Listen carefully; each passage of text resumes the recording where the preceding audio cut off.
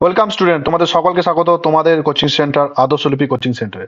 তো স্টুডেন্ট, আজকে আমি তোমাদের সাথে যেটা আলোচনা করব সেটা সামনের পরীক্ষার জন্য খুব ইম্পর্টেন্ট। তোমরা বলে কোন পরীক্ষা, আমি বলে দিচ্ছি। পিএসসি মিসলেনিয়াস, ফুড, এসআই, তারপরে ডাব্লিউবিপি, সামনে যে কেপি তোমরা মেন আছে, লেডি কনস্টেবলের মেন আছে, সেটার জন্য সামনে যে পরীক্ষাগুলো আছে সবগুলোর জন্য ইম্পর্টেন্ট। এই প্রশ্নগুলো এমন করে তৈরি করা হয়েছে, মনে রাখবে আজকে তোমাদের সঙ্গে 11 নম্বর সেট ডিসকাস করবো। খুব ইম্পর্টেন্ট প্রশ্নগুলো, ঠিক আছে? তো তোমরা ভালো করে পড়লে আশা করছি সামনে যে পরীক্ষা আছে তার জন্য খুব ভালো রেজাল্ট করতে পারবে। এবছর আমাদের এখান থেকে কেপির পরীক্ষা অনেকেই পাস করেছে, সামনে যে কেপির মেয়ে হলো, ঠিক আছে, ওটাতে।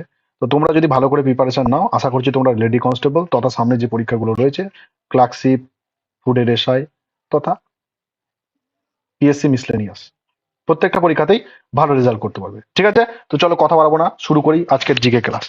তো দেখো, প্রথম প্রশ্ন তোমরা যেটা দেখতে পাচ্ছ, অ্যামাজন কোম্পানি আছে। এই অ্যামাজন কোম্পানির প্রথম সোলার প্রজেক্ট লঞ্চ করলো। লঞ্চ করবে ভারতের কোন রাজ্য, অর্থাৎ কোন রাজ্যকে দিয়ে solar project Amazon company launch করবে? তো মনে করবে এটা সঠিক, মনে রাখবে এটা সঠিক অ্যান্সার কি? রাজস্থান। রাজস্থান হচ্ছে এখানকার সঠিক অ্যান্সার, ঠিক আছে? তো চলো পরবর্তী প্রশ্ন। বলছে স্নায়ুতন্ত্রের গঠনগত এবং কার্যগত একক কাকে বলা হয়? স্নায়ুতন্ত্রের গঠনগত আর কার্যগত এককে 90% লোক গুলিয়ে ফেলে নিউরন আর নেপ্রনের ভেতরে। গঠনগত কার্যগত একক দেখে তারা নেপ্রন অ্যান্সার করে চলে আসে, কিন্তু সঠিক অ্যান্সারটা হবে নিউরন। হ্যাঁ, নেফ্রন কার? বৃক্কের গঠনগত আর কার্যগত একক, বৃক্ষের, ঠিক আছে? বৃক্ষ মানে কি? কিডনি। কিডনির গঠনগত আর কার্যগত এককের নাম হচ্ছে নেফ্রন, ঠিক আছে?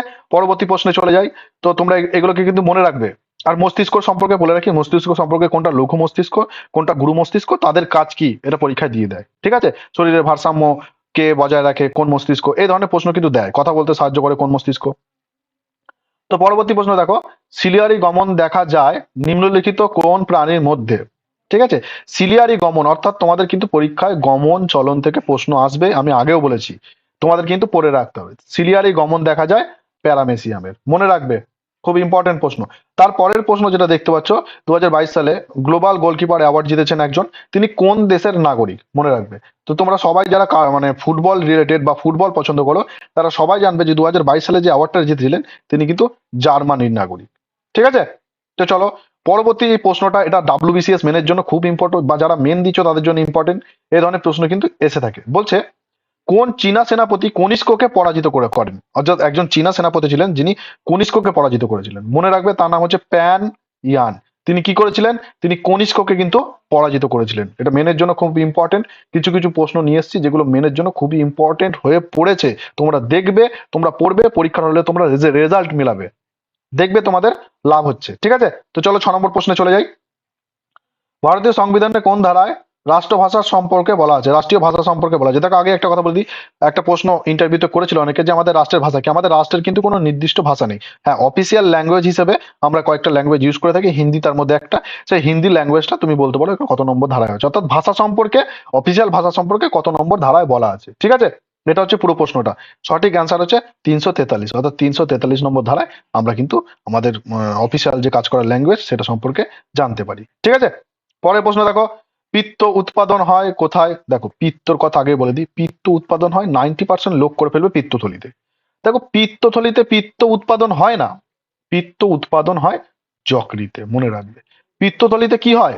সঞ্চয় হয়, ঠিক আছে? অনেকে প্লিহাও করে বসো না, সঠিক অ্যান্সার হচ্ছে যকৃতে, মনে রাখবে। তো পরের প্রশ্ন দেখো, বাজেট নিয়ে প্রশ্ন ইদানিং আমরা দেখতে পাচ্ছি। তো দেখো, পার্লামেন্টে বাজেট পেশের সময় ভারত সরকারের প্রতিনিধিত্ব কে করেছিলেন বা কে করেন? বলো তোমরা কি হবে অ্যান্সার? সঠিক অ্যান্সার হবে অর্থমন্ত্রী। হ্যাঁ, তো পরবর্তী 9 নম্বর প্রশ্নটা তোমরা দেখো, কোন ভারতীয় শাসক সর্বপ্রথম অধীনতামূলক মিত্রতা নীতি স্বাক্ষর করেন? অর্থাৎ এই এই যে নীতিটা আছে এটাকে হস্তক্ষেপ মানে মানে সাইন করেছিল, ঠিক আছে? মনে রাখবে এর সঠিক অ্যান্সার যেটা, সেটা নিজাম। হুম, হায়দ্রাবাদের নিজাম। তো চলো পরবর্তী প্রশ্ন দেখো, দিল্লির কোন সুলতান পোলো বা চৌজান খেলতে গিয়ে ঘোড়ার পিঠ থেকে পড়ে মারা যান? এটা খুব ইম্পর্টেন্ট প্রশ্ন, পরীক্ষায় দিয়ে থাকে। তো এর যে সঠিক অ্যান্সার হবে, অ্যান্সারটা হচ্ছে কুতুবুদ্দিন আইবক, মনে রাখবে। এবার কুতুবুদ্দিন আইবক সম্পর্কে তোমাদের কয়েকটা ইম্পর্টেন্ট জিনিস বলে রাখি। কুতুবুদ্দিন আইবক যিনি ছিলেন তিনি দিল্লিতে দাস বংশের প্রতিষ্ঠা করেছিলেন। তাহলে প্রশ্ন আছে, দিল্লিতে দাস বংশের প্রতিষ্ঠাতাকে তোমাকে করতে হবে কুতুবুদ্দিন আইবক। ঠিক আছে, আরো কয়েকটা ইম্পর্টেন্ট প্রশ্ন বলে দিই কুতুবুদ্দিন আইবক সম্পর্কে, যে কত খ্রিস্টাব্দে তিনি দিল্লিতে সুলতানি সাম্রাজ্য প্রতিষ্ঠা করেন। তিনি দিল্লিতে দাস বংশ তথা সুলতানি সাম্রাজ্য প্রতিষ্ঠা করেন 1206 খ্রিস্টাব্দে। ঠিক আছে, তিনি প্রথম জীবনে কি ছিলেন? তিনি প্রথম জীবনে কৃতদাস ছিলেন। তিনি প্রথম জীবনে কার দাস ছিলেন? তিনি প্রথম জীবনে মোহাম্মদ ঘুরির দাস ছিলেন, অর্থাৎ মোহাম্মদ ঘুরি তরাইনের দ্বিতীয় যুদ্ধ অর্থাৎ 1191-92 খ্রিস্টাব্দের যে তরাইনের দ্বিতীয় যুদ্ধ হয়েছিল, সেই যুদ্ধে জয়লাভ করার পর তিনি যখন মারা যান, তো তখন তিনি তার আগে এই যে দিল্লিটা এই কুতুবুদ্দিন আইবককে দিয়ে যান। কুতুবুদ্দিন আইবক যেহেতু প্রথম জীবনে দাস ছিলেন, তার নাম অনুসারে দাস বংশের প্রতিষ্ঠা করেন। ঠিক আছে, তো মনে রাখবে তাকে কি বলা হয়? তাকে লাখ বক্স বলা হয়। তার দানশীলতার জন্য তিনি খুব দান করতেন। ঠিক আছে, এই প্রশ্নগুলো কিন্তু কুতুবুদ্দিন আইবক সম্পর্কে চলে আসে। মনে রাখবে কুতুব মিনার নির্মাণ কার্য ইনি শুরু করেছিলেন। মনে রাখবে শেষ করেছিলেন ইলতুৎমিশ। এই প্রশ্নগুলো কিন্তু যেগুলো বললাম প্রত্যেকটা পরীক্ষায় আসে, ভালো করে পড়বে। তো চলো পরবর্তী প্রশ্ন দেখি। দেখো পরবর্তী প্রশ্ন 11তম, এটা খুব ইম্পর্টেন্ট। ভারতীয় কংগ্রেসের মানে জাতীয় কংগ্রেসের কোন অধিবেশনে প্রথমবার, এটা প্রথম বানানটা ভুল আছে, প্রথমবার বন্দে মাতারম সঙ্গীত গাওয়া হয়? অর্থাৎ বন্দে মাতারম যে সঙ্গীত, এটা থেকে কয়েকটা প্রশ্ন বলে দিই যেগুলো এক্সামে আসে। বন্দে মাতারম সঙ্গীত প্রথম কোথায় পাওয়া যায়? অর্থাৎ এই সঙ্গীতটা কোথা থেকে পাওয়া যায়, কোন বই থেকে? এটা বঙ্কিমচন্দ্র চট্টোপাধ্যায়ের লেখা আনন্দমঠ বই থেকে পাওয়া যায়। আর প্রথমবার গাওয়া হয় অর্থাৎ সঙ্গীত হিসাবে এটাকে গাওয়া হয়, এটা মনে রাখবে, এটা হচ্ছে 1896 খ্রিস্টাব্দের। কত খ্রিস্টাব্দের? 1896 খ্রিস্টাব্দের যে অধিবেশন হয়েছিল কংগ্রেসের, সেই অধিবেশনে। আর একটা প্রশ্ন পরীক্ষায় চলে আসে যে জাতীয় কংগ্রেসের কোন অধিবেশনে বন্দে মাতরম নয়, আমাদের জনগণ মন সঙ্গীত গাওয়া হয়? মনে রাখবে 1911 সালের যে অধিবেশন হয়েছিল জাতীয় কংগ্রেসের, সেই অধিবেশনে কিন্তু গাওয়া হয়েছিল ওটা। ঠিক আছে, সেটা জনগণ মন। ঠিক আছে, পরের প্রশ্ন দেখো 12 নম্বর। দেখো হলুদ বিপ্লব কিসের সঙ্গে জড়িত? সবাই জানে হলুদ বিপ্লব হচ্ছে সূর্যমুখী, হ্যাঁ, অর্থাৎ সূর্যমুখীর বীজ থেকে যে তৈল পাওয়া যায় সেটার সঙ্গে হলুদ বিপ্লব জড়িত। পরের প্রশ্ন, ভারতের শীতল মরুভূমি কোন রাজ্যে রয়েছে? এটা ম্যাক্সিমাম স্টুডেন্টই গেস করেই করে দিতে পারবে যে ভারতের যে শীতল মরুভূমি রয়েছে সেটা লাদাখে রয়েছে। হ্যাঁ, মনে রাখবে।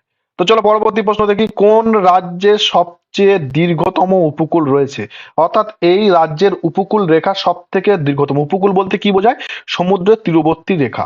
হুম, সমুদ্রের তীরবর্তী অঞ্চল সব থেকে বেশি রয়েছে। তোমরা অনেকেই ভুল করে ফেলো, তামিলনাড়ু করে ফেলো, কর্ণাটক করে ফেলো। দেখো গুজরাটটা যেহেতু খাঁজ খাঁজ অর্থাৎ ব্যাকাটার অবস্থায়, যেহেতু আমরা গেস করতে পারি না, কিন্তু গুজরাটের সব থেকে দীর্ঘতম উপকূল রেখা কিন্তু গুজরাটেই রয়েছে। তো এই প্রশ্নটা ভুল করবে না, ঠিক আছে?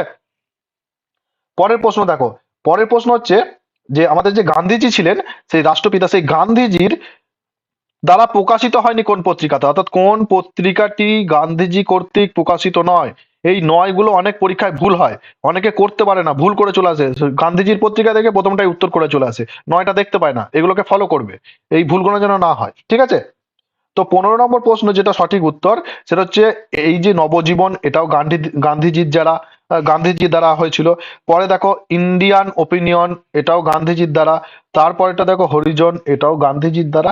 সঠিক হচ্ছে ইন্ডিয়ান মিরর, এটা গান্ধীজির কিন্তু ছিল না, ঠিক আছে? তো পরবর্তী প্রশ্ন দেখো, গান্ধীজিকে রাষ্ট্রপিতা বলেছেন কি? এই ধরনের প্রশ্নগুলো খুব ইম্পর্টেন্ট, পরীক্ষায় চলে আসে। দেখো গান্ধীজিকে যে রাষ্ট্রপিতা বলেছিলেন আর গান্ধীজিকে যে আমাদের মহাত্মাকে বলেছিলেন, এই দুটো প্রশ্নই পরীক্ষায় চলে আসে। তো আজকে একটা প্রশ্নের উত্তর দিয়ে দেবো আর কমেন্ট বক্সে তোমরা আরেকটা প্রশ্নের উত্তর জানাবে। এই যে সঠিক দেখছো রাষ্ট্রপিতা, এটা বলেছিলেন নেতাজি সুভাষচন্দ্র বসু। ঠিক আছে, তাহলে গান্ধীজিকে আমাদের মহাত্মা উপাধি কে দিয়েছিল? এই প্রশ্নটা তোমাদের জন্য রইলো, তোমরা অবশ্যই খুঁজে আমাকে জানাবে বা কমেন্ট বক্সে গিয়ে উত্তর খুঁজে আমাকে জানাবে। তো পরবর্তী প্রশ্ন দেখো, ডাব্লিউটিও এর সদর দপ্তর কোথায় আসছে? কয়েকটা সদর দপ্তর তোমাদের বলে দিচ্ছি, খুব ভালো করে পড়ে রাখবে। এই ডাব্লিউটিওর যে সদর দপ্তর সেটা জেনিভা।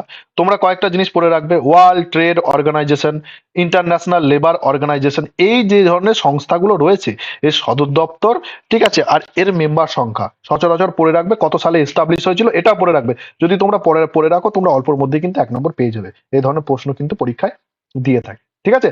আর ওয়ার্ল্ড ট্রেড অর্গানাইজেশন থেকে একটা প্রশ্ন আসে যে গ্যাট কার আগের নাম গ্যাট ছিল?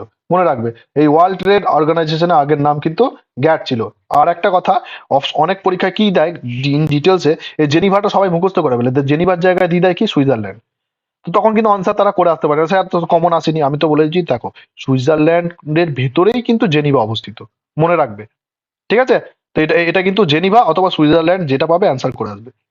তো পরবর্তী প্রশ্ন দেখো, বলছে আন্না আন্তর্জাতিক বিমানবন্দর কোন রাজ্যে অবস্থিত?